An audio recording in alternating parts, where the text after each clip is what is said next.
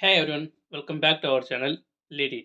இன்னைக்கு நம்ம jurisdiction of criminal courts அப்படிங்கிற டாபிக் தான் பார்க்க போகிறோம். இந்த டாப்பிக்கை பிஎன்எஸ்எஸ் அப்படிங்கிற இந்த புதுசாக வந்திருக்க சிஆர்பிஸில் செக்ஷன் 97ல் ஆரம்பித்து 209 வரைக்கும் டிஸ்கஸ் பண்ணியிருக்காங்க. இது என்ன ஜூரிஸ்டிக்ஷன் ஆஃப் கிரிமினல் கோர்ட்ஸ் அப்படின்னு ஒரு டாபிக். இந்த டாப்பிக்கை நான் ஏன் படிக்கணும்?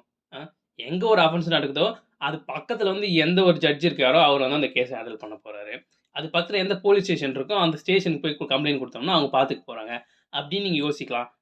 ஒரு அஃபென்ஸ் ஒரு இடத்துல நடந்திருக்கு அப்படிங்கிறது நம்மளால் தெளிவாக சொல்ல முடிஞ்சிச்சுன்னா அப்போ வந்து பிரச்சனை கிடையாது.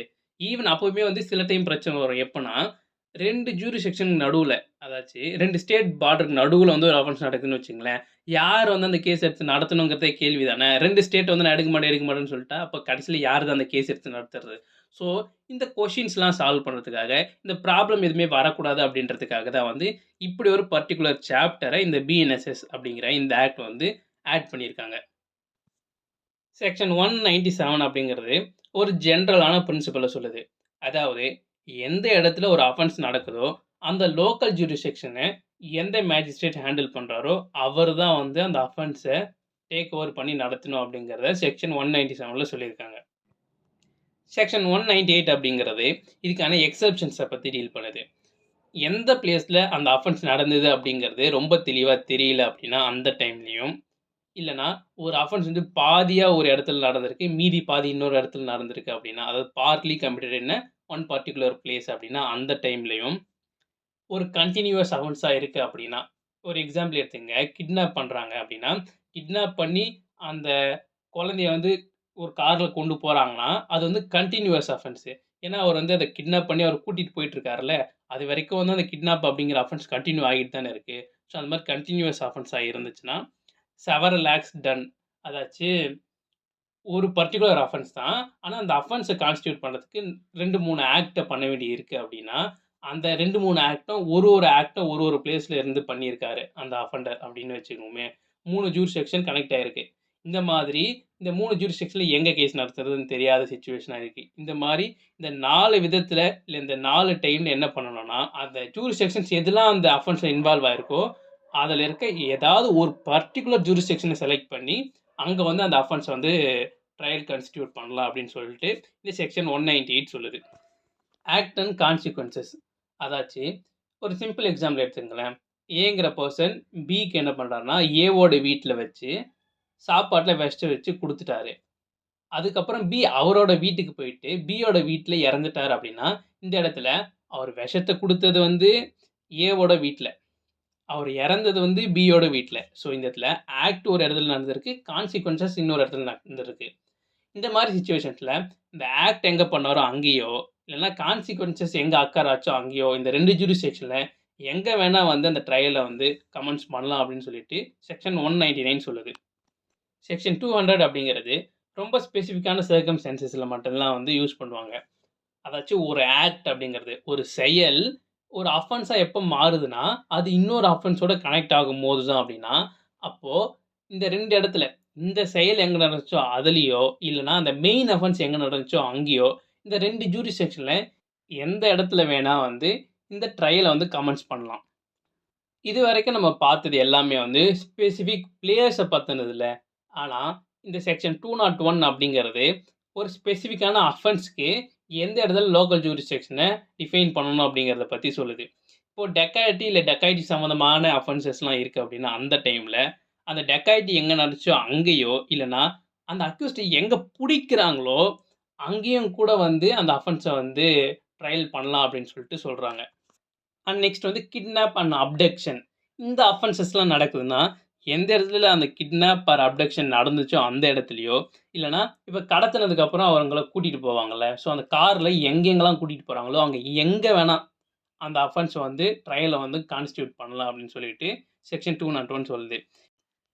தெஃப்ட், எக்ஸ்டார்ஷன், ராபரி இது எல்லாம் எது சம்மந்தமானது? இது எல்லாம் திருட்டு சம்மந்தமானது. அப்போனா அந்த இடத்துல ஒரு திருட்டு பொருள் இன்வால்வ் ஆகிருக்கும்ல. ஸோ அதனால் அந்த தெஃப்ட் இல்லைனா அந்த அஃபென்ஸ் இந்த ராபரி, எக்ஸ்டார்ஷன்லாம் எங்கே நடக்குதோ அங்கேயோ இல்லைனா அந்த ஸ்டோலன் ப்ராப்பர்ட்டி எங்கே வந்து மறைச்சி வைக்கிறாங்களோ இல்லைனா அதை வந்து யாருக்காவது விற்கிறாங்கன்னா அங்கே ரிசீவ் பண்ணுறாங்களோ இந்த மாதிரி இடத்துல எல்லாமே வந்து அந்த ட்ரையலை கமெண்ட்ஸ் பண்ணலாம்.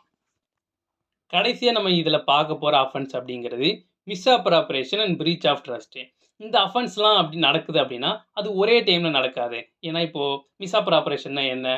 என்ன நம்பி ஒருத்தர் காசு குடுப்பாரு. நான் அத வந்து வேற விதத்துல யூஸ் பண்றது. இதுக்கு பேர் தான் மிஸ்அப்ராப்ரியேஷன். பிரீச் ஆஃப் ட்ரஸ்ட்ன்னா, இப்ப நான் ஒரு இடத்துல வேலை பார்க்குறேன். அந்த இடத்திலேயே வந்து ஏதாவது பணத்த திருடுறது இதெல்லாம் பண்றேன்னா, இதெல்லாம் பிரீச் ஆஃப் ட்ரஸ்ட். ஸோ இது வந்து ஒரு முறை மட்டும் நடக்கிறதா இருக்காது. நெறைய டைம் நடந்திருக்க வாய்ப்பு இருக்கு. அந்த அந்த திருடின பொருளையோ, இல்ல அந்த மிஸ்அப்ராப்ரியேட் பண்ண அந்த அமௌண்ட்டையும் வந்து என்ன பண்ணுவாங்கன்னா, ஏதாவது ஒரு இடத்துல வந்து ரீடெயின் பண்ணி வைக்கணும்னு பார்ப்பாங்க.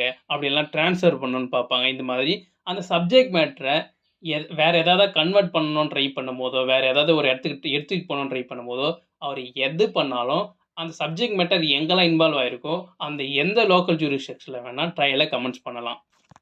செக்ஷன் 202 அப்படிங்கிறது offence by means of electronic communication, letters etcetera இத பத்தி டீல் பண்ணுது.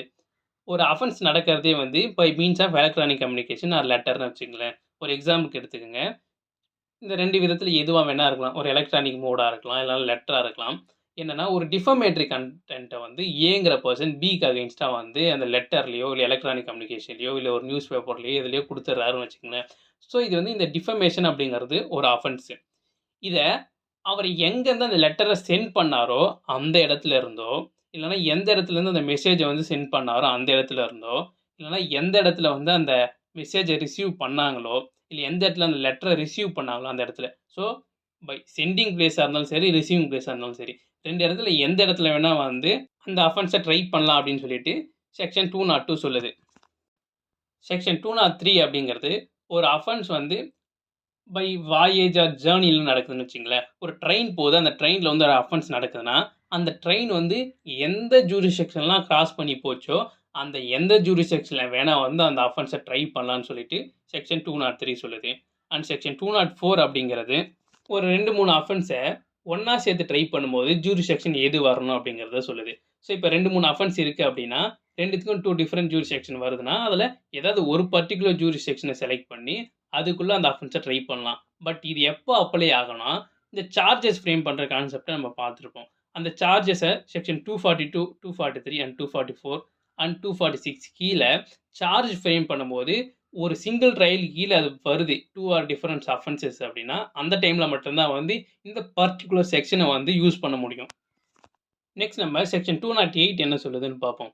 ஒரு அஃபென்ஸ ஒரு பெர்சன் இந்தியாக்கு வெளிய பண்றாரு. பட் வந்து அந்த அஃபென்ஸ இந்தியாக்குள்ள பண்ணியிருந்தா, அது வந்து ஒரு காக்னிசபிள் அஃபென்ஸ். அது வந்து ஒரு கிரிமினல் அஃபென்ஸ் அப்டின்னா, அந்த டைம்ல அந்த பெர்சன எங்க கண்டுபிடிக்கிறாங்களோ அங்கேயோ, இல்லன்னா எந்த இடத்துல கேஸ் ரிஜிஸ்டர் பண்றாங்களோ அங்கேயோ, இந்த 2 இடத்துல எங்க வேணா வந்து ட்ரை பண்ணலான்னு சொல்லிட்டு இந்த செக்ஷன் 208 சொல்லுது.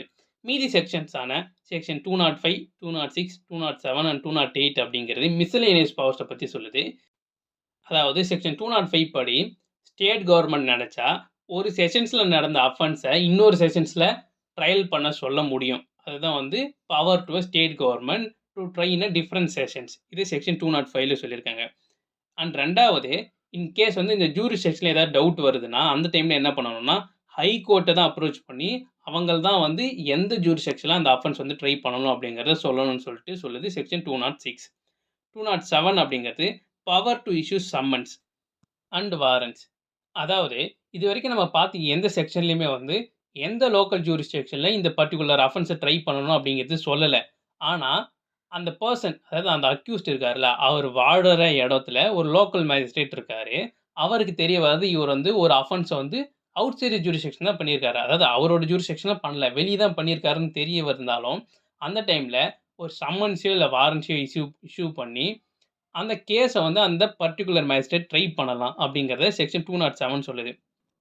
செக்ஷன் 209 அப்படிங்கிறது எப்போ வந்து செக்ஷன் 208 கீழ அதாவது நம்ம 208 பார்த்துருக்கோம். என்னன்னா, ஒரு அஃபென்ஸ் வந்து இந்தியால நடக்கல. வெளிய நடந்திருக்கு. பட் அதுக்கான ஒரு கிரிமினல் ட்ரையல வந்து இந்தியால கான்ஸ்டிட்யூட் பண்றாங்க அப்படின்னா, அந்த டைம்ல என்ன பண்ணணும்னா, அந்த பர்ட்டிகுலர் ட்ரையல் சம்மந்தமான எவிடன்ஸ்லாம் இருக்குல்ல, இதெல்லாம் அந்த எந்த லோக்கல் ஜூரிஸ்டிக்ஷன்ல அந்த அஃபென்ஸ் நடந்துச்சோ, வெளிநாட்ல அந்த பர்ட்டிகுலர் லோக்கல் ஜூரிஸ்டிக்ஷன்ல இருக்க ஜுடிஷியல் ஆஃபீசருக்கோ, இல்லன்னா அங்க இருக்க லோக்கல் இந்தியன் கான்சுலேட்க்கோ வந்து, இந்த பர்ட்டிகுலர் எவிடன்ஸஸ் அண்ட் டிஸ்போசிஷன்ஸ் இதெல்லாம் வந்து என்ன பண்ணணும்னா, இவங்க வந்து பிசிக்கல் ஃபார்ம்லயோ, இல்ல எலக்ட்ரானிக் ஃபார்ம்லயோ சென்ட் பண்ணணும் அப்படின்னு சொல்லிட்டு செக்ஷன் 209 சொல்லுது. ஸோ இந்த செக்ஷன் 208 அண்ட் 209 அப்படிங்கிறது இன்டர்லீக்டு ப்ரொவிஷன்ஸ். ஸோ இது வரைக்கும் நான் சொன்னதுலேருந்து உங்களுக்கு ஒரு விஷயம் புரிஞ்சிருக்கணும். என்னன்னா, ஒரு அஃபென்ஸ் ஒரு பர்ட்டிகுலர் இடத்துல நடந்திருக்கு அப்படிங்கிறது ரொம்ப தெளிவா இருக்கு. ஒரே ஒரு லோக்கல் ஜூரிஸ்டிக்ஷன் இன்வால்வ் ஆயிருக்குன்னா, அந்த லோக்கல் ஜூரிஸ்டிக்ஷன்ல அந்த அஃபென்ஸ ட்ரை பண்ணணும். இதுவே 2, 3 லோக்கல் ஜூரிஸ்டிக்ஷன் இன்வால்வ் ஆகியிருக்குன்னா, அந்த 2, 3 லோக்கல் ஜூரிஸ்டிக்ஷன்ல இருக்க ஏதாவது ஒரு லோக்கல் ஜூரிஸ்டிக்ஷன்ல இந்த அஃபென்ஸ ட்ரை பண்ணலாம். அவ்வளோதான். இதுதான் வந்து ரொம்ப சிம்பிளா இந்த particular jurisdictions of criminal courts அப்படிங்கிற இந்த டாபிக்கான எக்ஸ்ப்ளனேஷன். இதுக்கு மேல உங்களுக்கு ஏதாவது டவுட் இருக்கு அப்படின்னா, கமெண்ட் பாக்ஸ்ல கமெண்ட் பண்ணுங்க. அண்ட் மறக்காம நம்ம சேனல் லிட்டிட்ட சப்ஸ்கிரைப் பண்ணுங்க.